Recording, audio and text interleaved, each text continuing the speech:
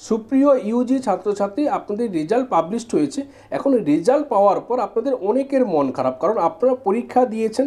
আপনারা যেহেতু পরীক্ষা দিয়েছেন তাই আপনারা খুব ভালোভাবেই জানেন, একটা আশা আপনাদের ছিল, একটা ধারণা আপনাদের ছিল যে আপনার এই পার্সেন্টেজ হবে, এই পেপারে এই নাম্বার আপনি পাবেন। এখন রেজাল্ট পাওয়ার পর সেই ধারণা একেবারে ভ্রান্ত প্রমাণ হচ্ছে, কারণ আপনি যে নাম্বার আশা করেছিলেন, এখন ইউনিভার্সিটি থেকে আপনার পেপারে যে নাম্বার শো করানো হচ্ছে, আপনি যে নাম্বারটা পেয়েছেন এটা কিছুতেই আপনি মেনে নিতে পারছেন না। নেতাজি সুভাষ ওপেন ইউনিভার্সিটিতে এই যে রিভিউ সিস্টেম, এই রিভিউ সিস্টেম নেই।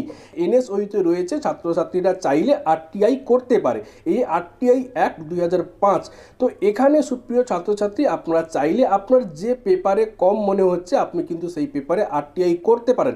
এখানে একটা খরচ আপনাকে করতে হবে, সেটা ধরে নিন যে 500 থেকে 1000 টাকার মতো, এবং পাশাপাশি একটা ফর্ম ফিল আপ আপনাকে করতে হবে। কীভাবে ফর্ম ফিল আপ করবেন, কী করবেন, কোথায় জমা